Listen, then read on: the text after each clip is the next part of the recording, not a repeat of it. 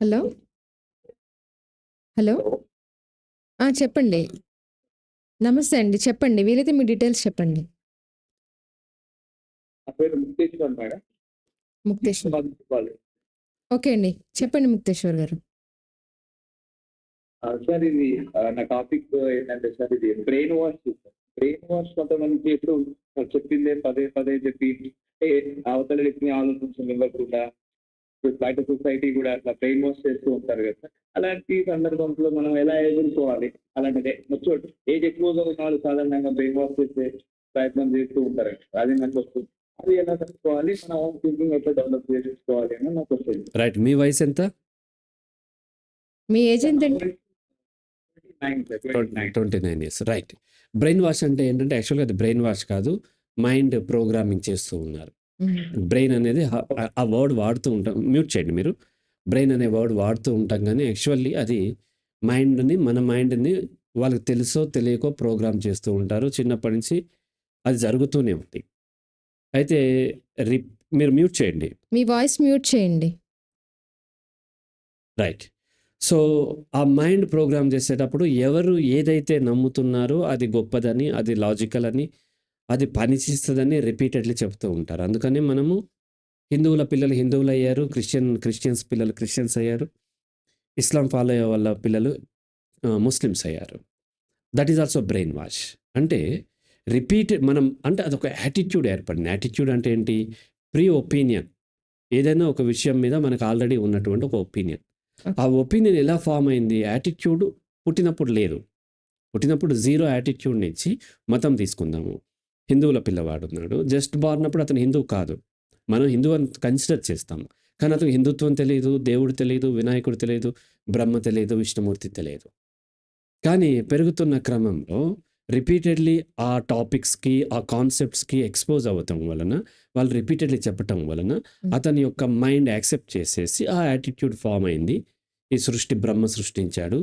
మహేశ్వరుడు దాన్ని నాశనం చేస్తాడు. విష్ణువు పరిపాలిస్తాడు. అలాగే విఘ్నాలని ఆపుతాడు మన విఘ్న వినాయకుడు. ఇలా కోరికలు తీర్చేవాడు ఇంకొక గాడు అయ్యప్ప స్వామి. ఇవన్నీ కూడా అక్కడ యాటిట్యూడ్ మారింది. ఎలా మారింది? రిపీటెడ్‌లీ ఆ యొక్క ఇన్ఫర్మేషన్‌కి ఎక్స్‌పోజ్ అవ్వటం వల్ల. సేమ్ అదే పిల్లవాడు క్రిస్టియన్ ఫ్యామిలీలో పుట్టాడనుకోండి. రిపీటెడ్‌లీ క్రిస్టియన్ ప్రీచింగ్స్ ఏవైతే ఉన్నారో యేసు ప్రభువు ఇంకోటి ప్రీచింగ్స్ ఏవైతే తను ఎక్స్‌పోజ్ అవ్వటం వల్ల తనకు ఆ యాటిట్యూడ్ ఏర్పడింది. ఇప్పుడు ఆయన ముక్తేశ్వర్ గారి క్వెషన్ ఏంటంటే బ్రెయిన్ వాష్ ఎలా తట్టుకోవాలి? ఇప్పుడు అది ఒక రకంగా యాటిట్యూడ్ ఏర్పడటం. రెండోది ఏంటి అనంటే ఏదైతే మనం లాజికల్లీ ప్రశ్నించటం ద్వారా లాజికల్లీ కరెక్ట్ అనిపించింది యాక్సెప్ట్ చేయటం. ఈ 2 వేల్లో మొదటి వేలో బ్రెయిన్ వాష్ జరుగుతూ ఉంటుంది. వాళ్ళు రిపీటెడ్‌లీ చెబుతున్నారు. బట్ లాజికల్లీ చెప్పట్లేదు. మరి బ్రెయిన్ వాష్‌ని ఎట్లా తట్టుకోవాలి అనంటే ప్రతి ఇండివిడ్యువల్ కూడా అథెంటిక్‌గా ఆలోచించాలి. అథెంటిక్‌గా అంటే లాజికల్లీ దాన్ని టెస్ట్ చేయాలి. లభించిన సమాచారాన్ని లాజిక్‌తోని క్వెషన్ చేసి తర్కించుకుని యాక్సెప్ట్ చేయాలి. అలా కాకుండా బ్లైండ్‌గా పెద్దవాళ్ళు చెప్పారుగా మన మనసు ఏం చేస్తది?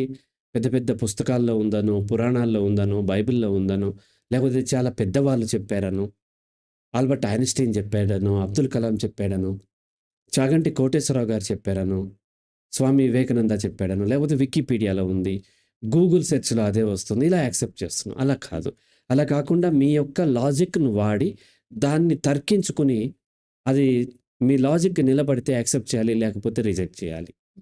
ఇప్పుడు 4 × 4 = 16 అనేది బ్రెయిన్ వాష్ వల్ల యాక్సెప్ట్ చేయలేదు. అది ఏ టీచర్ చెప్తే యాక్సెప్ట్ చేసాము. టీచర్‌కి ఇంపార్టెంట్ కాదు. లాజికల్లీ అది ప్రూవ్ అయింది కాబట్టి మనం యాక్సెప్ట్ చేసాం. కానీ ఈ సృష్టిని బ్రహ్మ సృష్టించాడు. లేకపోతే జీససో మరొకరు ఒక్కొక్క మతంలో ఒక్కొక్క విశ్వాసం ఉంది కదా! అది లాజికల్లీ మనం ప్రశ్నించలే. అది కేవలం మనము వాళ్ళు చెప్పారు కాబట్టి యాక్సెప్ట్ చేసాం. అథారిటీని యాక్సెప్ట్ చేసాం కాబట్టి యాక్సెప్ట్ చేసాం. అలా అథారిటీని యాక్సెప్ట్ చేయకుండా అథెంటిక్‌గా థింక్ చేసినట్లయితే ఈ లాజిక్‌ని వాడి దాన్ని ప్రశ్నించి అర్థం చేసుకున్నట్లయితే బ్రెయిన్ వాష్‌కి మనం లోన్ అవ్వము. అందుకని నేనేం చెప్తూ ఉంటానంటే ఎవరైనా డబ్బులిస్తే లెక్క పెట్టుకోకుండా జేబులో పెట్టుకోండి. కానీ లభించిన సమాచారాన్ని మాత్రం ప్రశ్నించకుండా అంగీకరించవద్దని చెప్తూ ఉంటాను. రైట్ అమ్మా? నెక్స్ట్ కాల్ తీసుకుందాం. వీళ్ళు కాల్ ఓవర్‌లాప్ అవుతున్నాయి.